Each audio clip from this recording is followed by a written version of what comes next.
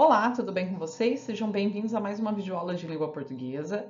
Sou a professora Joyce, a gente já se conhece, e nós estamos estudando o material 5. Lembram-se?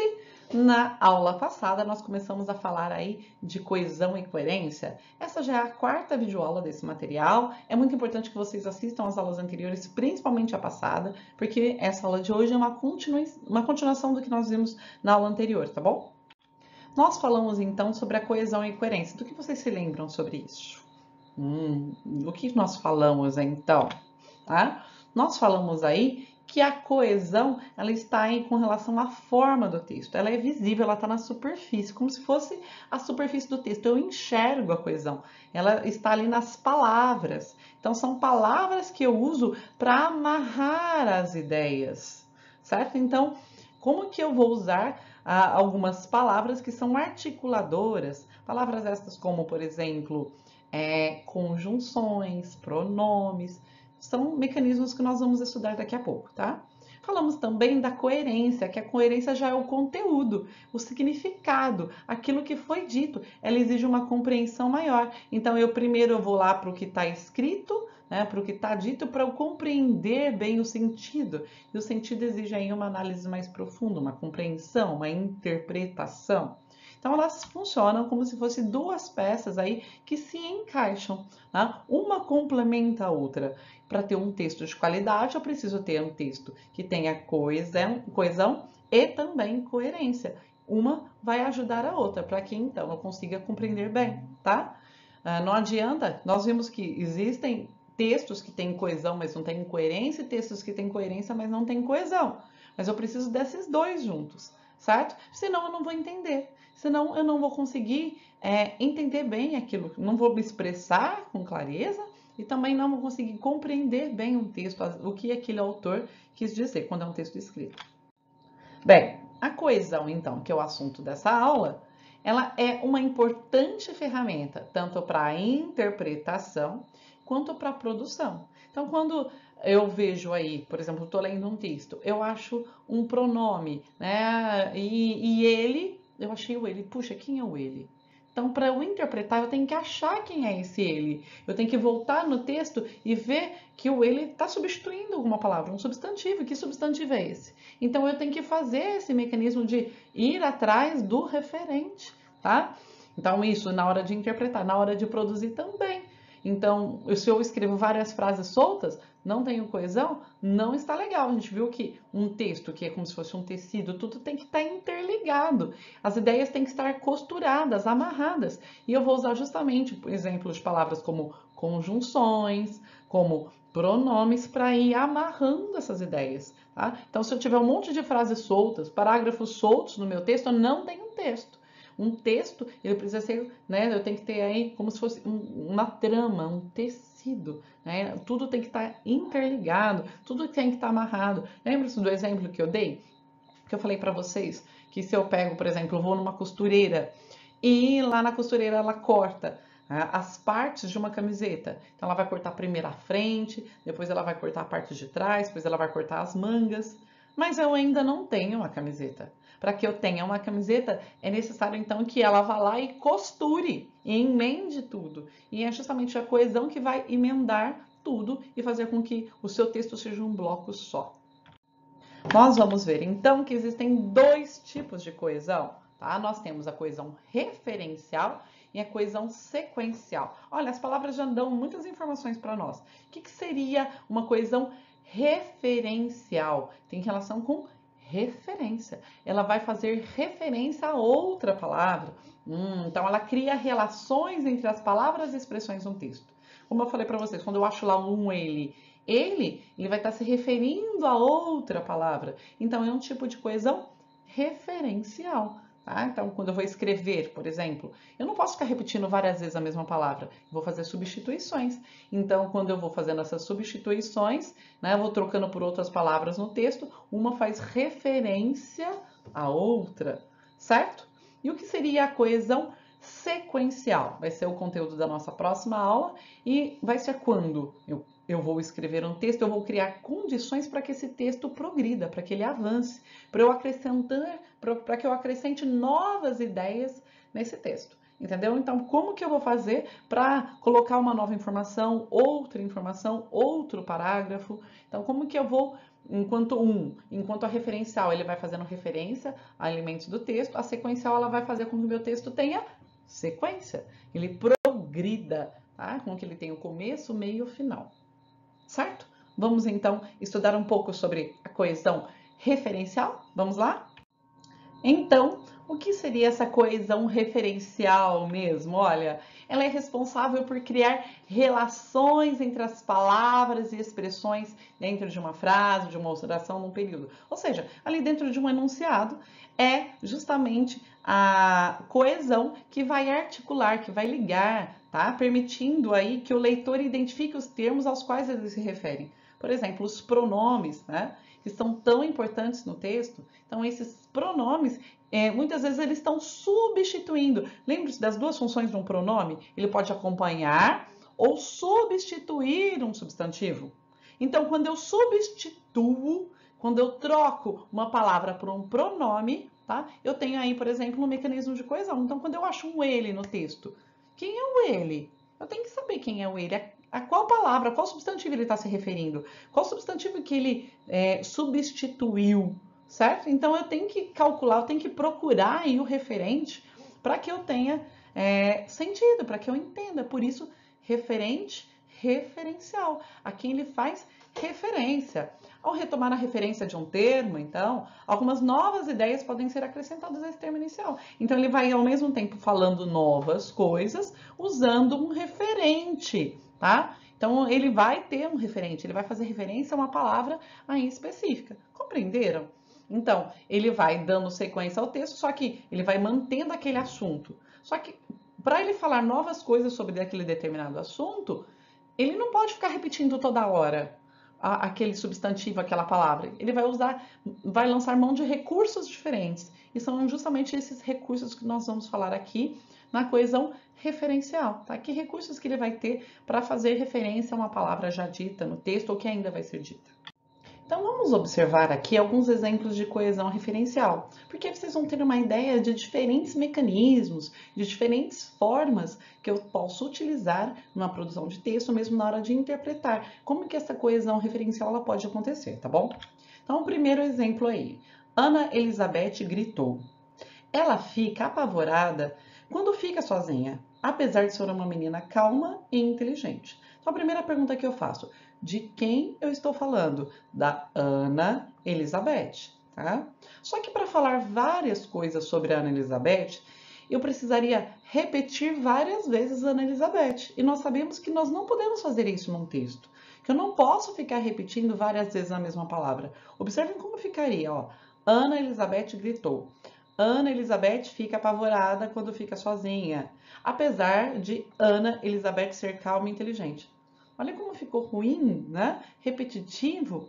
Então, quais estratégias foram usadas aqui? Olha, quando ele vai dizer novamente Ana Elizabeth, troca por ela. Ela é um pronome. Então, quando eu estou lendo esse texto, eu acho ela. Quem é o ela? Eu procuro antes, ó. Ah, é a Ana Elizabeth. E depois, apesar de ser uma menina. Então, em vez de falar ela de novo, mais uma vez eu vou repetir a Ana Elizabeth. Ou vou repetir o pronome, troca por uma outra expressão, por uma outra palavra, menina. Porque a Ana Elizabeth era uma menina. Então, troquei aqui por menina. Ah, quem é menina? Quando eu acho menina aqui, eu volto lá no texto, é a Ana Elizabeth. Viram então como ocorre? E aí, quando eu faço essas substituições, o meu texto tem uma qualidade muito melhor. E eu mantenho aí o mesmo assunto, eu mantenho o mesmo tema. Outro exemplo. Papai mora em outra cidade, que por sinal não é tão perto daqui. Portanto, não é sempre que ele pode vir me ver. Então, quando eu acho o ele, ó, de quem que eu estou falando? Achei um ele, esse pronome. Esse pronome está substituindo uma palavra. Qual palavra que é? Justamente papai. Né? Então, quando, em vez de eu falar, não é sempre que papai pode vir me ver, eu repetir esse papai, eu vou lá e troco por ele, tá? Ah, achei um ele no texto. Quem é esse ele? Qual é o referente? Por isso que é coesão referencial. Esse ele está se referindo a qual palavra? Ah, uma palavra que eu já disse. Eu disse anteriormente que é justamente papai. Nesses dois exemplos, o meu referente vai aparecer depois. Então, às vezes, quando eu acho um pronome, por exemplo, onde está o referente? A que ele está se referindo? É uma palavra que eu já disse antes no meu texto, tá? Eu tenho que voltar no meu texto. E esse mecanismo de voltar no texto para achar o referente, nós chamamos isso de anáfora. Já ouviram essa palavra? Então, anáfora é quando eu vou me referir a algo que eu já disse. Isso é muito comum. Então, eu falo algo e aí eu fico me referindo a essa coisa que eu já disse anteriormente, tá bom? Observem como isso é diferente no próximo exemplo. Olhem só. Há três coisas que nunca voltam atrás: a flecha lançada, a palavra pronunciada e a oportunidade perdida. Tá? É um provérbio chinês. Quando eu falo há três coisas que nunca voltam atrás, o que são essas três coisas? Não sei. Eu não disse. Então, aqui o referente para essas três coisas não foram ditas antes.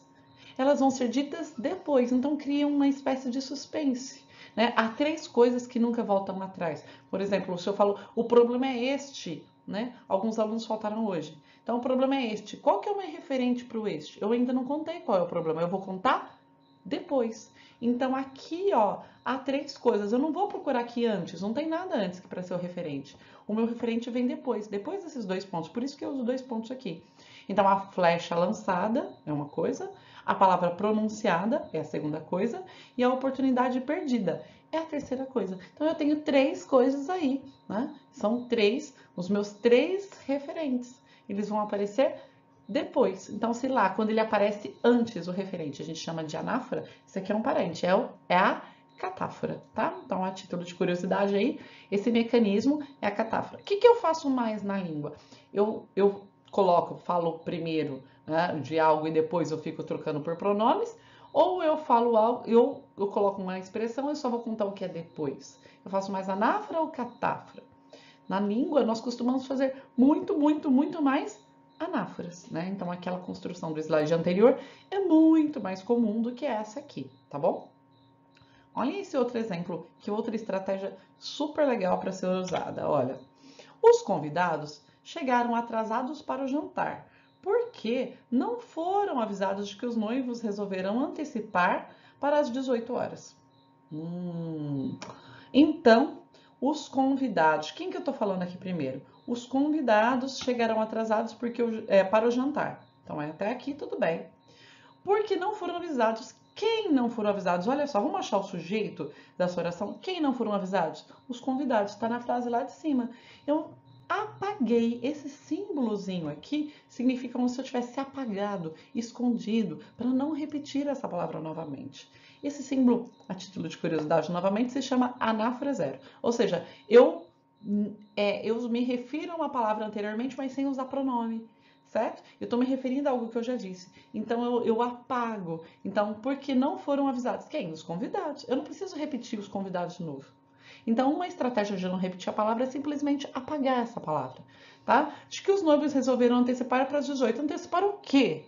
Antecipar o quê? O jantar. Então, o referente desse outro apagamento, vamos dizer assim, é o jantar que está aqui na frase de cima. Então, às vezes eu posso trocar por pronomes, às vezes eu posso simplesmente apagar. É o que eu faço, por exemplo, quando eu tenho uma frase assim, eu gosto de chocolate e ele gosta de pudim. Para eu não repetir duas vezes eu gosto de chocolate e ele gosta de pudim, eu falo, eu gosto de chocolate e ele de pudim. Eu apago o gosta, certo? Então, essa estratégia ela é muito boa. Usem aí, vale a pena. E quando vocês vão ler esse tipo de frase, vocês conseguem recuperar que ideia que foi apagada, escondida, tá? Para que justamente não ficasse repetitivo. Mais um exemplo, então. Vi uma garotinha correndo em minha direção, segurando uma espécie de embrulho. Quando se aproximou, a menina me deu um abraço e deixou o pacote caído no chão. Então, observem essa frase aqui, essas frases. Olha, de quem está falando? De uma garotinha, né? Vi uma garotinha correndo em minha direção, segurando uma espécie de embrulho. Quando se aproximou a menina, quem que é a menina? A menina é justamente a garotinha. São sinônimos. O que é um sinônimo? Vocês se recordam? Então, sinônimos são duas palavras que elas são parecidas, têm um significado semelhante. E aí, em vez de eu repetir aquela palavra, eu posso trocar por outra que tem o mesmo significado. E aí, em vez de falar de novo embrulho, ele trocou por pacote. Então, olha, trocou por uma outra palavra. Então, quando eu acho o pacote, que pacote que é esse? Ah, o embrulho que ele falou na frase de cima. Então, trocar por sinônimos é mais outra estratégia fundamental. Excelente, mostra que você tem um bom vocabulário, que você consegue fazer várias substituições aí para não ficar repetindo essas palavras. E ao mesmo tempo, mantendo aquele assunto, tá? E por fim, nós vamos ver um caso que é parecido com esse. Era notória a enorme antipatia que Tom Jobim nutria por Manuel Bandeira. Então, olha, para quem não sabe, a título de curiosidade aí, o Tom Jobim, que foi um músico brasileiro muito famoso, não gostava de jeito nenhum do Manuel Bandeira, que era um escritor, certo? O que sequer imaginávamos é o que o poeta teria feito ao músico para que a situação chegasse a esse nível. Então, o que eu posso observar? Que para falar de novo do Tom Jobim e do Manuel Bandeira, ele não quis repetir aí os nomes. Se falasse ele e ele, você não sabia qual que era um, qual seria o outro. Então ele trocou por uma expressão, por uma outra palavra. Olha, Tom Jobim, ele trocou por músico. E Manuel Bandeira, ele trocou por poeta. São sinônimos? Não são bem sinônimos. Por quê? Porque se fosse sinônimos, queria dizer, ó, toda menina é uma garotinha, toda garotinha é uma menina. Então eu posso trocar um pelo outro sempre. O Tom Jobim, ele foi um músico, mas todo músico não é o Tom Jobim. Observe que não é igual, né? Músico é muito mais abrangente que Tom Jobim, é mais específico. Então, poeta, todo poeta é Manuel Bandeira? Não, Manuel Bandeira foi um poeta, mas os poetas não são Manuel Bandeira. Observem que não são idênticos. Poeta e músico têm um significado mais abrangente, tá? Então, não é bem um sinônimo. Nós chamamos isso de hiperônimo, tá? Então, tem um significado, hiper é grande, tem um significado maior, mais amplo. É a mesma coisa se a gente está falando uma produção de texto aí, por exemplo, sobre cachorro, né? E aí, nossa, cachorro, aí eu vou lá, vou ter que continuar falando de cachorro, eu posso trocar por ele, né? Troquei por um pronome. Continuo escrevendo sobre o cachorro. Aí agora eu falo, troco pelo quê? Troco por cão, sinônimo, ok? Certo. Vou falar mais uma vez. E agora? Eu troco por quê? Com o que eu faço? Eu posso trocar por outra expressão, por exemplo, por o animal. O animal, quer dizer que todo cão é um animal? Sim. Não pode ser o contrário, porque nem todo animal vai ser um cão. Mas notem que eu posso trocar por cão, cachorro, né? Cão por animal, né? Por mamífero, porque todo cão é um mamífero, né? Então eu posso falar, ah, esse mamífero, né? Eu posso falar esse animal, esse quadrúpede. Nota que são expressões mais amplas que cão, porque eu tenho muitos tipos de animais que são mamíferos, que são quadrúpedes. Então eu posso usar outras expressões com sentido mais abrangente também para fazer essa substituição. Mesma coisa se você estivesse falando, por exemplo, de uma casa, falando do seu quarto. E aí você falou quarto, já falou ele, e aí você pode dizer, por exemplo, esse cômodo. Esse cômodo, você pode trocar então quarto por cômodo. Né? Cômodo serve para vários, né? Vários lugares que tem numa casa, não é só para o quarto. Então tem um sentido mais amplo. Então é um outro tipo aí de substituição que pode ser feita. Viram como é interessante observar aí todos esses mecanismos, né, de coesão referencial, como que eu posso me referir a uma palavra anteriormente dita? Então isso vai ser importante tanto na hora de eu escrever, né, quando eu vou escrever, eu não fico repetindo essa palavra, também na hora de interpretar, porque eu tenho que mentalmente sair procurando o meu referente, sair procurando para eu ver a que aquela palavra está se referindo, a qual outra palavra, ela foi trocada por qual, ela está se referindo a qual que geralmente foi dita anteriormente. Espero que tenham gostado, procurem fazer essa análise aí em algum texto, em alguma produção de texto de vocês mesmos, olhem aí o que vocês escreveram, verifiquem se vocês fizeram essas substituições, se vocês conseguiram usar esses mecanismos, verifiquem em textos, às vezes, dos materiais de vocês, como é que os autores fazem, então, todas essas substituições para manter o mesmo assunto, mantendo a coerência e tendo aí então uma coesão referencial. Na próxima aula nós vamos falar sobre aquele outro tipo de coesão, a coesão sequencial. Não percam a continuidade dessa aula e a gente se vê então. Até mais, beijo, tchau, tchau!